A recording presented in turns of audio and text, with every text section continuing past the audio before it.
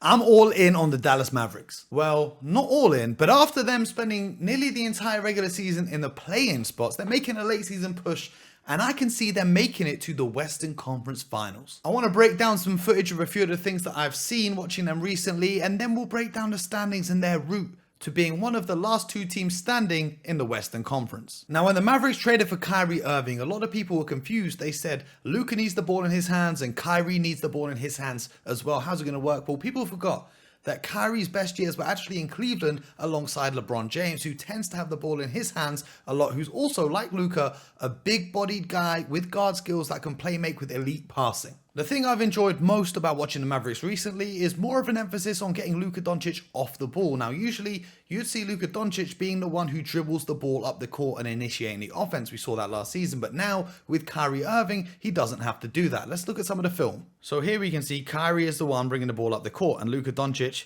is stationed in the corner, and he's going to receive what we call a stagger screen. A stagger screen is when two players set a pick for just one guy. So Luka Doncic is going to come off both of these screens. He's going to curl around the screen from PJ and the screen from Daniel Gafford.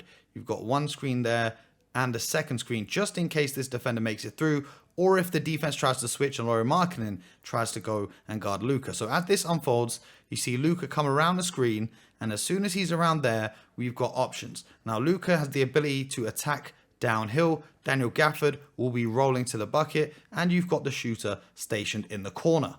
As Luka gets downhill, you've got to look at what the defense is doing here. Now, John Collins has dropped, so that means he's got to pick up Luka Doncic. He knows that Daniel Gafford is not a shooting threat, so he can give him that space. Now, he is paying attention to Luka Doncic. The man trailing Luka is also going to try and contest him because we know Luka's such a scoring threat. But as this is happening, Lauri Markkanen now has to make a choice. Is he going to stay and guard this shooter out here, or is he going to step inside and cut off Daniel Gafford from driving to the hoop? Here's how it unfolds. Luka takes it into the paint, and it looks as if he might be shooting a floater.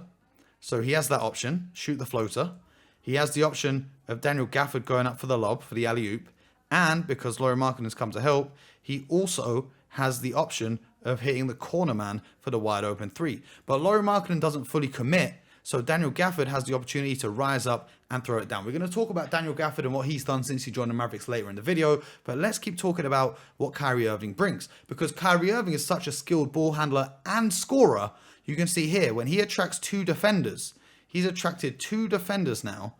These two men are out of the play. John Collins has left his feet, and Luka is here ready to receive the ball. As Luka gets the ball, this is essentially a 1, 2, 3, 4 offensive players guarded by 1, 2, 3 defensive players. These guys right now are out of the equation. And when Luka catches the ball, I want you to look at what he does right here. Very subtly, he throws a one-handed pass fake.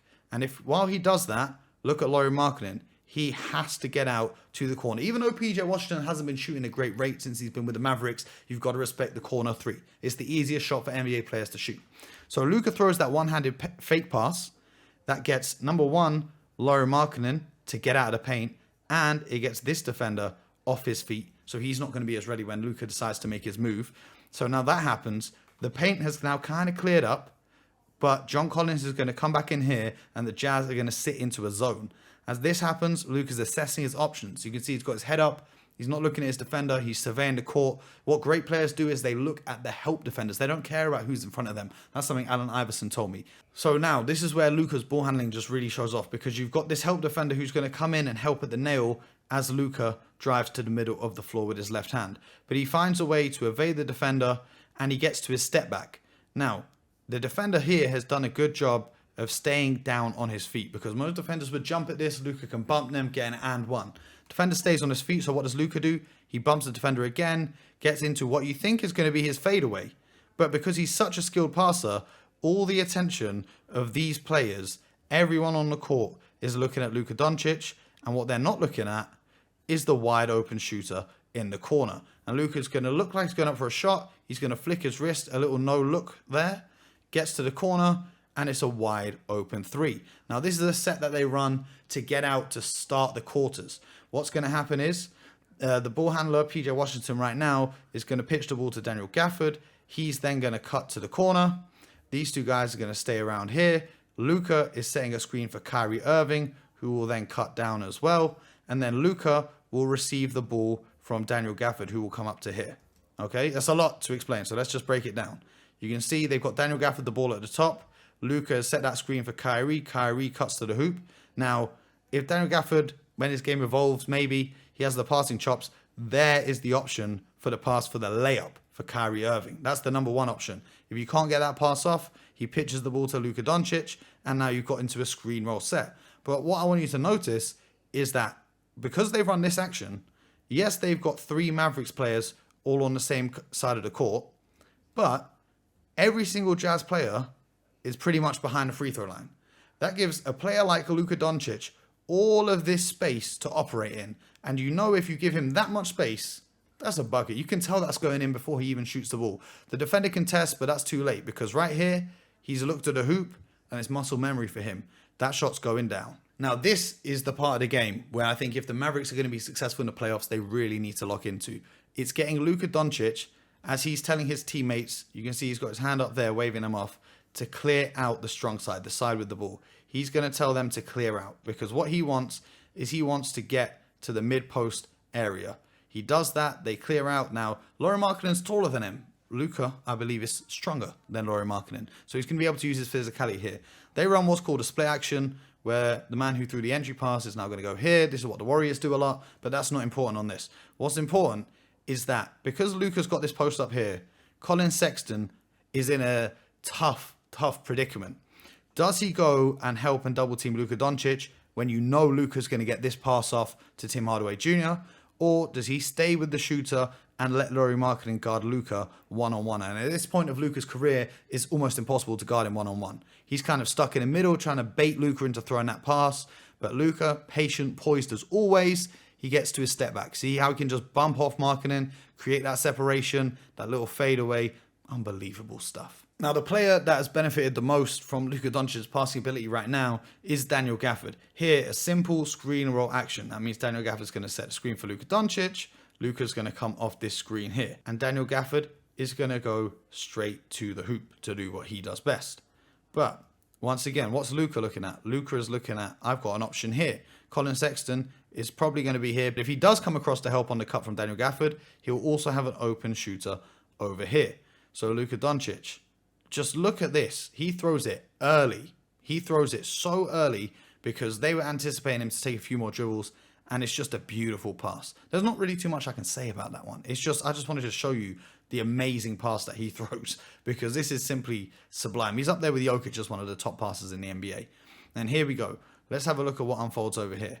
It's another screen roll, but this time the Jazz are anticipating the screen roll. They've communicated, and Lauri Markkanen is thinking that he needs to get over this screen to contain Luka Doncic. So what Luka does, a nice little crossover. Okay? Now Daniel Gafford, as soon as he set that screen, he's only got one thing in mind. He's going all the way up to that hoop. Luka Doncic comes off the screen. He's drawn 2 defenders now. 2 defenders are on him. He's got a few different options of how this play can unfold. You've got Tim Hardaway Jr., who's right here for an open 3. You've got Jones Jr. in the corner for another 3. But what does Luka do? Just the simply, like, I don't even have the words for this. One-handed, no look to find Daniel Gafford, because Luka Doncic is aware that the 2 Jazz big men are guarding him, meaning that in the paint, it's much smaller players who aren't going to be able to compete with the big fella. And in fact, this player starts cutting out to get to the three-point shooter who's wide open. So it's really a one-on-one. Daniel Gafford has the size advantage, and you can see him throw it down. Now, I mentioned Daniel Gafford a lot in terms of the offense, but I want to talk about his defense. We know on offense, he had those 33 straight makes. He was going to break Wilt Chamberlain's record of 35 made baskets in a row, but defensively, he's been amazing. And on the Hoop Genius podcast, I spoke about this, and I said Lively's been fantastic, but adding in Gafford means you get 48 minutes of production from the center position because you can stagger their lineups. The Mavericks are undefeated when Luka and Gafford start together in the game. And on the defensive end, he's been a revelation for this Mavericks team. So let's break down some of the clips from that same game against the Utah Jazz because, boy, 5 blocks and 2 steals. Let's just have a look at some of them. Okay, so a lot of this game, he was matched up with John Collins, who's a super athletic power forward. But let's have a look at what Daniel Gafford did. First thing I want you to look at is right here. He's guarding John Collins out on the perimeter, and his individual one-on-one defense, he moves his feet, keeps his hand up, he doesn't reach in, doesn't cause the foul, and he manages to block the shot off the backboard. That's number one. Now, in this possession, this one might be my favorite. There's a few things you got to notice. If you really zoom in on the footage, you can see that throughout this entire possession, he's screaming instructions at his teammates. A great anchor, a great defensive anchor. This is what made Kevin Garnett one of the best defenders we've ever seen. They're always communicating. If you go into a gym and teams are practicing and no one's talking on defense, I know that team ain't winning nothing. So here, being a vocal leader, and also the subtle things. You can see he's been walking back through the paint, and now pay attention to what he does with his feet. Right here, takes one step out of the paint, lifts his leg up so that he doesn't get the defensive 3-second call. You can't afford those sloppy mistakes when it comes to the playoffs. And he's watching the play unfold. Jordan Clarkson attacking downhill with speed. Tim Hardaway Jr. has got beat. Now he's trailing the play. And we know that Jordan Clarkson in a foot race to the hoop is going to blow by Maxi Kleber. Is he too worried about Kessler being open in the corner? He'll take his chances rather than giving up an open layup. So he comes across the paint, rises up and swats that. And the great thing about this is he could have swatted this ball anywhere, but he swats it in the direction of his teammate. A lot of players would swat this ball out of bounds to get the highlight clip, to scream at the fans, but he keeps the possession alive, which allows the Mavericks to get out there on the offensive end and get an easy bucket in transition. Here we go. He's in a defensive action here where Luka Doncic is being isolated by Colin Sexton. So he's telling Jones Jr. to guard the high man, and he's going to help out his teammate Luka because Luka's not the best defender in the world. So Colin Sexton does a good job of creating a little bit of space, but Daniel Gafford is there. He says, don't worry about this mess, I'll clean it up. And this time another block, which remains in play for the Mavericks to go down the other end.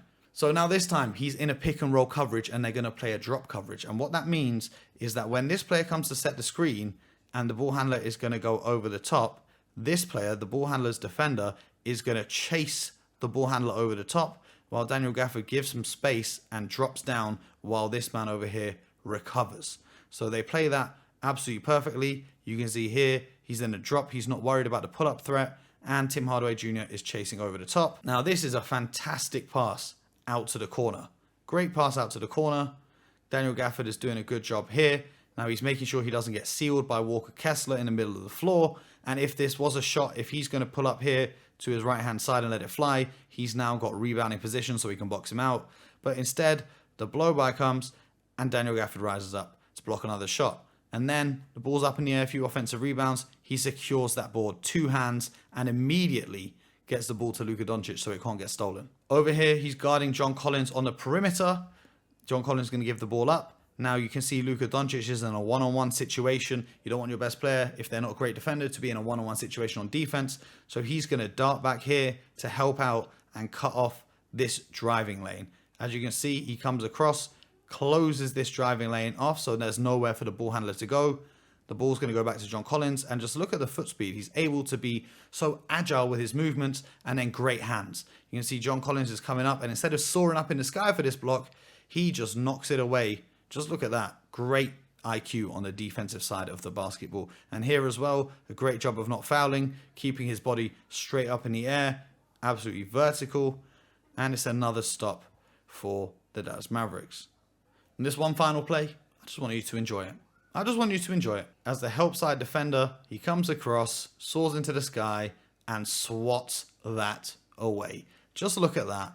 Rises up, meets the ball at the top, swats it towards Luka Doncic. You can't control it, but you can't control everything in the NBA. Daniel Gafford has been a revelation for this Mavericks team. So why do I see them making the Western Conference Finals in such a competitive conference? Well, if we look at the standings right now, and we make a few assumptions that the Nuggets are going to close out the season strong, and the Mavericks are going to maintain just about the 6th position, then I can see them beating the OKC Thunder in the first round. The Mavericks have got the experience on their side. Luka's been to the conference finals in what some people say he had a worse team around him when he made that run. That's up for debate because Jalen Brunson was playing amazing basketball and guys like Dorian Finney-Smith and Reggie Bullock were playing their roles perfectly. But aside from that, I believe this young OKC team could be upset in the first round, and then in the second round, they'll take on either the Timberwolves or the winner of the play-in. Those play-in teams look a little bit shaky, and those Timberwolves, I don't know when Cat's coming back, and I know it will be the first kind of real meaningful basketball experience in the playoffs for Anthony Edwards. I don't really think last year counts in his book. This is his words, not mine. But yeah, I see it. I can see the vision. If they stay, the 6th seed, in my opinion, is the best seed to be in the Western Conference if Denver finish number 1. Now, if Denver finish number 2, then okay, cool. Because I've got Denver winning the entire thing. And I've been saying that for the past 12 months. I said they were going to win last year, and I've been saying the entire season long, I've been standing on business that the Denver Nuggets are going to repeat as champions. So I want to know in the comments, how far do you think the Dallas Mavericks go this season? I've been very impressed. I didn't even talk about what Kyrie Irving's doing. I didn't even talk about what Dante Exum is bringing to the table, or Derek Lively, or PJ Washington, and see if he can improve his game for the playoffs. If you want more breakdowns, make sure you subscribe to the channel and check out the Hoop Genius podcast. We do 5 episodes a week. It's myself and 3-time NBA champion BJ Armstrong, where we talk about all things NBA. You got to lock in with us. Make it part of your daily routine when you're at the gym, when you're going to work, when you're going to school, college, whatever you're doing. Make sure you tune into the show. Appreciate you guys watching. Let me know what breakdowns you want to see in the future, and get buckets.